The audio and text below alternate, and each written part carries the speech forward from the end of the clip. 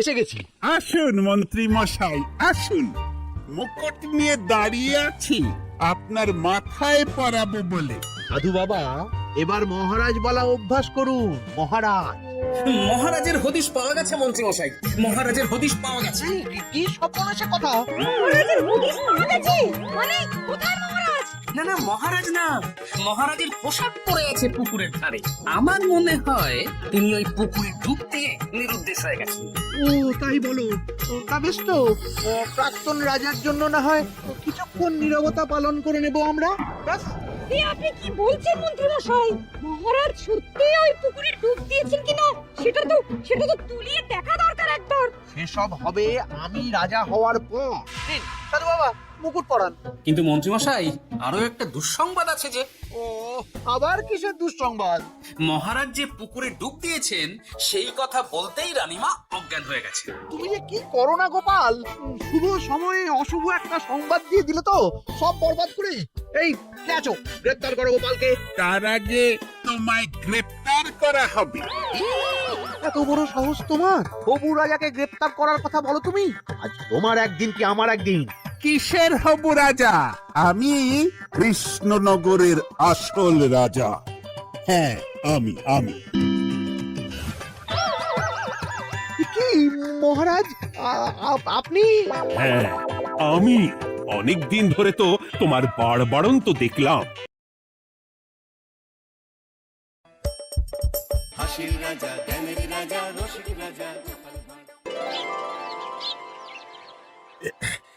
এই দেখো, তুমি এখনো রেগে আছো আমার উপর। আমার রাগতে বয়ে গেছে আপনার ওপর। তুমি কিছুতেই বুঝছো না, খরচ বাড়ছে। আয় না বাড়লে চলবে কি করে রাজ্য?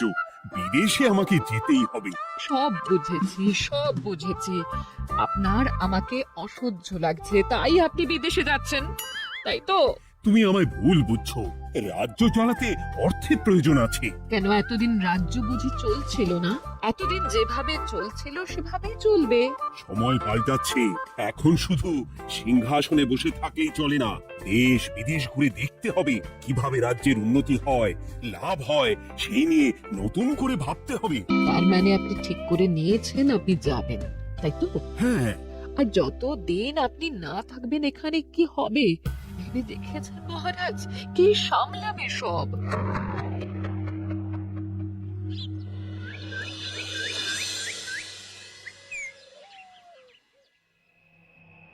চিঠি?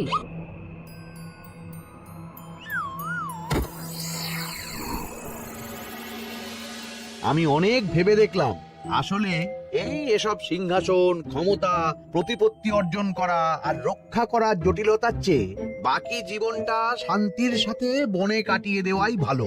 বলছি সবই তো বুঝলাম, কিন্তু এই শান্তিটা কি? মহারাজ সন্ন্যাসী হয়ে গেলেন আর এসব নিয়েও তুমি ভাড়ামি করছো গোপাল? ও মা গো, এবার কি হবে? চিন্তা করবেন না রানীমা, কৃষ্ণনগরকে আমি আমার বুক দিয়ে আগলে রাখবো। আপনার ছাতির মাপটা ঠিক মতো জানেন তো মন্ত্রী মশাই? মানে ওই গোটা কৃষ্ণনগরকে কি আপনি আপনার বুকের মধ্যে আগলে রাখতে পারবেন? গোপাল! মার্জনা করবেন মন্ত্রী মশাই। আমি বলছিলাম কি, ওইসব আগলে টাগলে রাখার আগে ওই ভালো করে খুঁজে দেখুন সব। মানে কি বলতে চাইছো কি তুমি? মহারাজকে খুঁজে বার করুন মন্ত্রী মশাই, লোক পাঠান। তিনি হয়তো এখনো বেশি দূর যেতে পারেননি। এটা কিন্তু ঠিক বলেছে গোপাল, তাকে একবার যদি খুঁজে পাই আমরা। আপনি চিন্তা করবেন না রানীমা, আমি এক্ষুনি লোক পাঠাচ্ছি। আর গোপাল, রানীমাকে বিশ্রাম নিতে দাও। যাও এখন। চত্বর সব।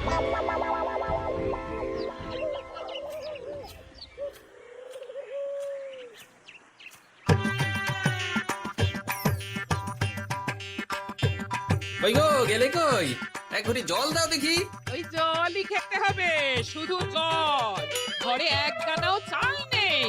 বাজারে না গেলে আজ হরি মটর। রাজ্যে রাজা নেই আর তুমি ঘরে চাল নেই বলে চিল্লামিল্লি করছো। চত্ব সব। ও মা গো, মহারাজ রাজ্যে নেই তো গেলেন কই?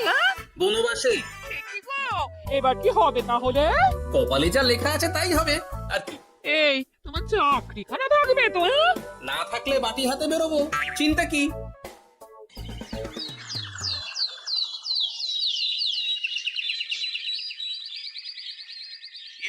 মহারাজ যখন নেই তখন আমি যখন এ রাজ্যের মহামন্ত্রী, তখন আমি এত মানে করার কি আছে মন্ত্রী মশাই?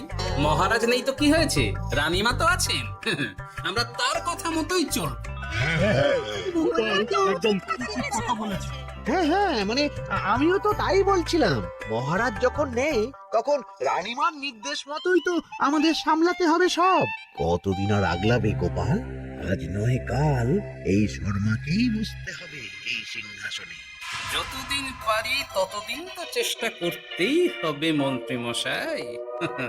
আপনি যদি চলেন ডালে ডালে, আমি চলি পাতায় পাতায়। রাজা মশাই আছেন? আমি অনেক দূর থেকে আসছি।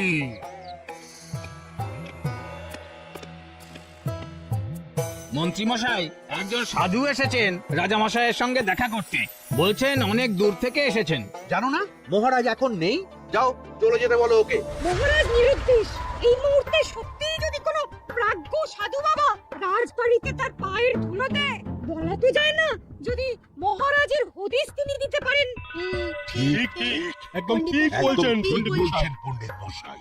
বেশ বেশ, ডেকে আনো তাকে, দেখি সে কি বলে। মহারাজ, আমার প্রণাম নেবেন। উনি মহারাজ নয়, উনি মন্ত্রী। আসুন সাধু বাবা, আসুন, আসন গ্রহণ করুন।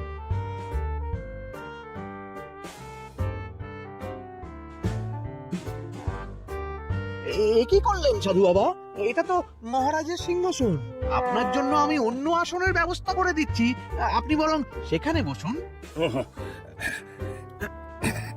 রাজাই যখন নেই তখন তার সিংহাসনে বসতে ক্ষতি কি? আপনি কি করে জানলেন মহারাজ নেই? বুঝলি না, সাধু বাবা যে অন্তর্যামী গোপাল। এবার কি হবে?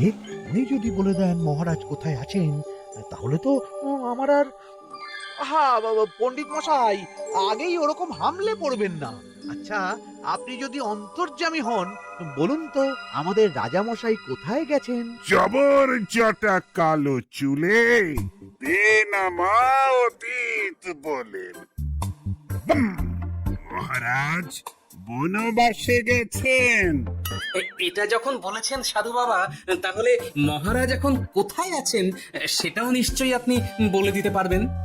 গোপাল, সব বিষয়ে নাক গলিও না তো তুমি। ঠিক আছে, রাজা মশাইকে নিয়ে চিন্তা হওয়া তো খুবই স্বাভাবিক। কিন্তু গোপাল, রাজা মশাই বনবাসে গেছেন, তাকে আর সংসার মায়ায় বাঁধা ঠিক কাজ হবে না। এ আপনি কি বলছেন সাধু বাবা? মহারাজ না থাকলে রাজ্য চলবে কেমন করে? নতুন রাজা নির্বাচন করতে হবে। তো খেলা জমে গেছে, একে দিয়েই কাজ হবে মনে হচ্ছে। সাধু বাবা, এসব নিয়ে নয় পরে আলোচনা করা যাবে। এই কি আছো? সাধু বাবার পা ধুইয়ে দাও ভালো করে। না, বিষয়টা ঠিক সুবিধের মনে হচ্ছে না। আহা মন্ত্রী, করেছ কি? আমি সাধু মানুষ, এত খেতে পারি কি? ও বললে হবে না সাধু বাবা, আপনার জন্য নিজে দাঁড়িয়ে থেকে মহারাজের খাস হালুই করকে দিয়ে রাঁধিয়েছি সব। দেখুন না একটু, অমৃত অমৃত। বেশ বেশ, এত করে বলছো যখন, বাহ বাহ, চমৎকার চমৎকার। আমি জানি তো যে এমন খাবার আপনি আগে কখনো খাননি।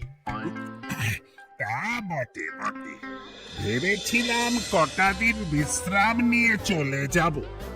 এখন দেখছি যা আদর আতিথেয়তা শুরু করেছো তোমরা, তাতে তো মাস কয়েক কাটিয়ে না গেলে আমারই লোকসান হবে। থাকুন না, থাকুন, যতদিন ইচ্ছা থাকুন। আমার ইচ্ছা অনুযায়ী সব চললে তো ওই গোপালের জায়গায় আপনাকেই সবার মহারথী করে রেখে দিতাম চিরকাল। এসব কি বলছো মন্ত্রী?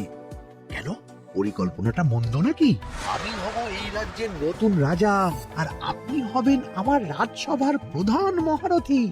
বটে, কাজটা খুব একটা কঠিন না।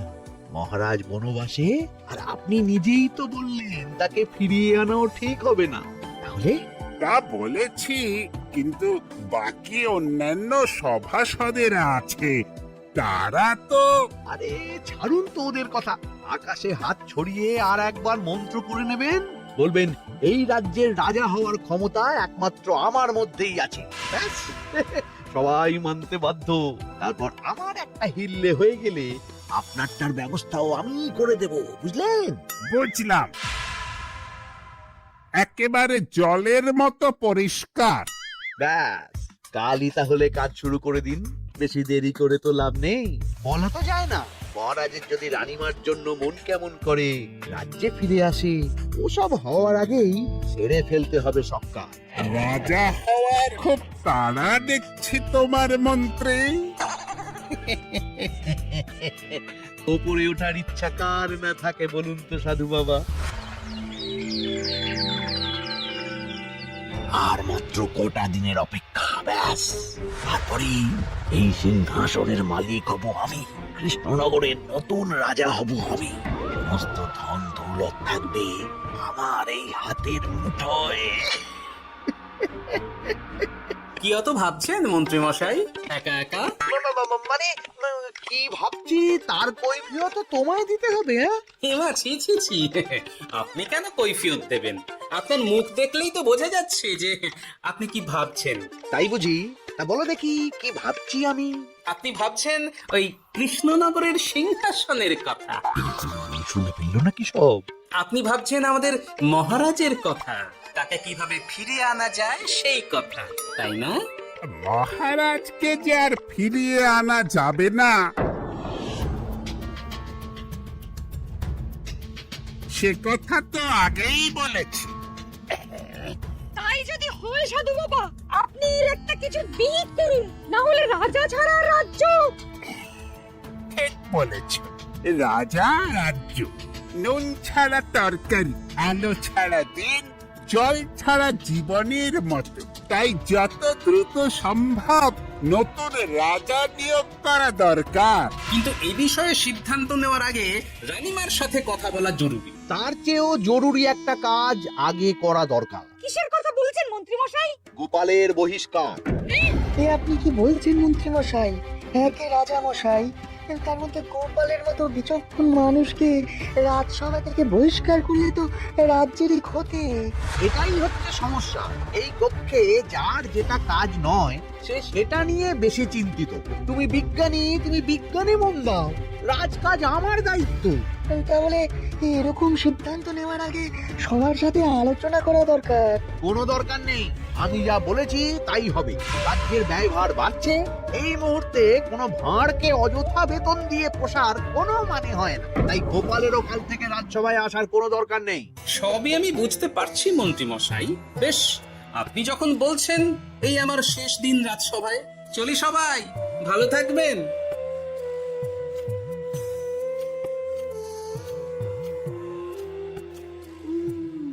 এত সহজে যে বেটা মাঠের বাইরে চলে যাবে বুঝতেই পারিনি আগে। এবার আমার আর সিংহাসনের মাঝে নেই কোনো বাধা, নেই কোনো কাটা। তুমি চিন্তা করো না, আমি নিজে মন্ত্রীর সাথে কথা বলবো। না না রানীমা, সেসবের দরকার নেই। মহারাজ ছাড়া রাজবাড়ি শূন্য শূন্য লাগে, আমারও মন লাগছে না এখানে। বেশ, যা ভালো বোঝো তাই করো, তবে ডাকলে এসো কিন্তু। হ্যাঁ রানীমা, নিশ্চয়ই আসবো। এখন আমি চলি। যাক, এই কদিনে মাথাটা খেলানোর সময় পাওয়া যাবে একটু, নাহলে কেমন যেন গুলিয়ে যাচ্ছে সব। কি যে বলো গোপাল দাদা, এই শেষ দুটো শাকের আটি নিয়েও দরদাম করবে তুমি? ওরে, আমি বেকার মানুষ, দরদাম না করে উপায় আছে আমার? হ্যাঁ শোনো শোনো শোনো, মহারাজ কৃষ্ণচন্দ্রের অবর্তমানে কৃষ্ণনগরে নতুন রাজা হিসেবে নির্বাচিত হবেন রাজ্যের মহামন্ত্রী। সেই শুভানুষ্ঠানে রাজবাড়িতে আমন্ত্রণ রইল। এসব কি হচ্ছে বলো তো গোপাল দাদা? ভেতরের খবর আছে নাকি কিছু? না গো ভাই, তুমিও যা জানো আমিও ততটুকুই জানি। ও গোপাল দাদা, ব্যাপার কি এ সময় এখানে কি চাই? রানীমার জরুরি তলব, এখনই ওই রাজবাড়ি যেতে হবে তোমাকে। কিন্তু আমার যে বাজার হয়নি এখনো। আরে ওসব বাজার টাজার পরে হবে, তুমি এখন আমার সাথে চলো তো। মন্ত্রীকে আমি বিশ্বাস করেছিলাম, ও যে এইভাবে বিশ্বাসের সুযোগ নেবে আমি একদম বুঝতে পারিনি। আমাদের এক্ষুনি অন্যান্য সভাসদদের সাথে কথা বলা দরকার রানীমা। কারোর সাথে কথা বলার দরকার নেই রানীমা, আমি নিজেই চলে এসেছি আপনার সাথে কথা বলতে। এখানে কি জন্য এসেছো গোপাল? রানীমার কান ভাঙাতে?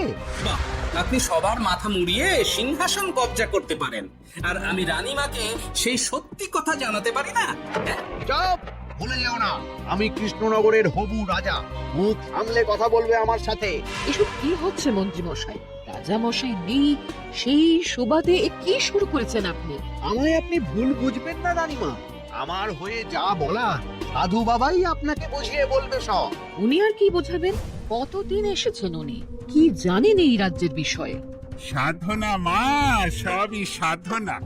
সাধনার জোর থাকলে সবকিছুই জানা যায়, ভূত ভবিষ্যৎ অতীত সব। সেই জোর থেকেই বলছি মা, মন্ত্রীর কপালে আমি জ্যোতি দেখতে পাচ্ছি। মন্ত্রী যদি রাজ্যের রাজা হয়, এ রাজ্যের উন্নতি কেউ ঠেকিয়ে রাখতে পারবে না। আপনাদের একটা কথাও বিশ্বাস করি না আমি, এসব আপনাদের ষড়যন্ত্র। এ আপনি ভুল করছেন রানীমা। যা হোক, যে কথা আমি বলতে এসেছি, রাজা যখন আমি হচ্ছি তখন তো আমাকে এই প্রাসাদেই থাকতে হবে, ফলে আমার স্ত্রীকেও এখানে এসেই থাকতে হবে। সে তো আর একা থাকতে পারবে না, তাই আপনি যদি এই ঘরটা ছেড়ে দিতেন। কিন্তু মন্ত্রী মশাই, তুমি কি বলছো মন্ত্রী? এখানে না থাকলে রানীমা থাকবেন কোথায়? আর আমি তো এমন কোন বিধান দিইনি যে রানীমাকে অন্যত্র পাঠাতে হবে। সবকিছুর জন্য তো আপনার বিধান দরকার নেই সাধু বাবা, এ আমার নিজের বিধান। আমি রাজা হব, আমার স্ত্রী রানী হবে, তারও তো অধিকার আছে রানীর মতো থাকার, রানীর মহলে থাকা। আপনার ব্যবস্থা আমি অন্যত্র করে দেব রানীমা, আপনি কিচ্ছু ভাববেন না। রাজা হোক, আপনি আমাদের প্রাক্তন মহারাজের স্ত্রী বলে কথা। কি বলো গোপাল? আমার মনটা আসলে অনেক অনেক বড়, তোমরা খালি দেখতে পাও না সেটা। কাজটা কি আপনি ঠিক করলেন মন্ত্রী মশাই? শোনো গোপাল, আমাকে ঠিক ভুল বোঝাতে এসো না তুমি, বরং কাল সময় মতো চলে এসো। কৃষ্ণনগরের নতুন রাজার রাজ্যাভিষেকের জন্য মহাভোজের আয়োজন হবে। যতদিন পাচ্ছ খেয়ে নাও পেট ভরে।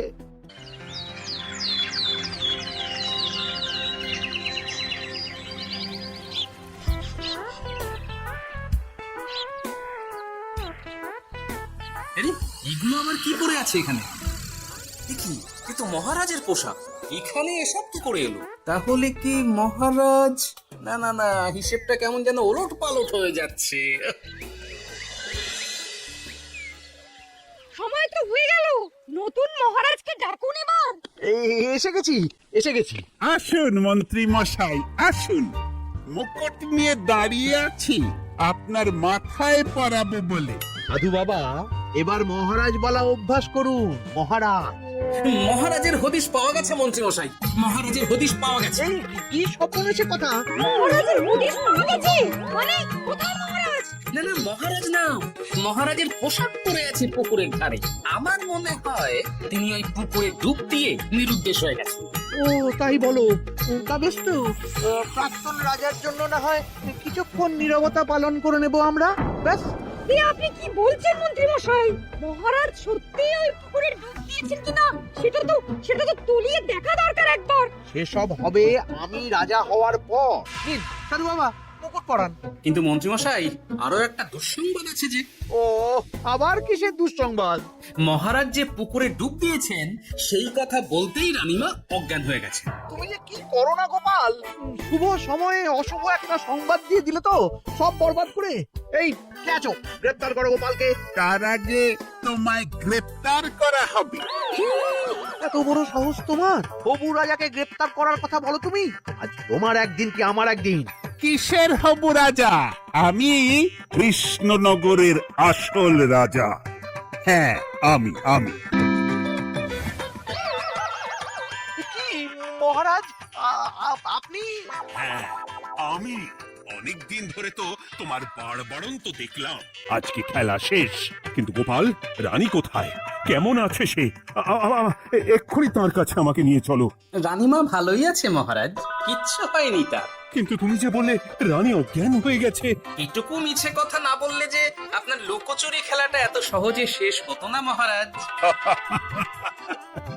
লুকোচুরি বটে, কিন্তু তুমি বুঝলে কি করে এত সব? প্রথম সন্দেহটা হলো যখন রানীমাকে অন্যত্র রাখার কথা বলতেই আপনি বিচলিত হয়ে উঠলেন, তখন। তারপর পুকুর পাড়ে আপনার পোশাক, ব্যাস এটুকুই, আর কিছু নয়। আর প্রথম দিন রাজসভায় এসেই সোজা সিংহাসনে চড়ে বসা, ব্যাস।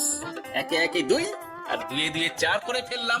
তারপর মনে হলো রানীমার প্রতি টান ফিরিয়ে আনতে পারে আপনাকে আপনার আসল রূপে। তাই এই মিছে কথা, অধমের অপরাধ মার্জনা করবেন মহারাজ। গোপাল, তোমার তুলনা নেই। কিন্তু মহারাজ, আপনি কেন এই ছদ্মবেশ নিয়েছিলেন তার আসল উদ্দেশ্যটা কিন্তু এখনো আমার কাছে পরিষ্কার হয়নি পুরোটা। আসলে আমি পরীক্ষা করছিলাম, বুঝলে? কিসের পরীক্ষা মহারাজ? যে আমার অনুপস্থিতিতে কি এই রাজ্য চালাবে তার পরীক্ষা। এবং আমি ঠিক করেছি যে কদিন ব্যবসার কাজে আমি বাইরে থাকবো, ততদিন রানীর পরামর্শ মতো সমস্ত কিছু সামলাবে গোপাল।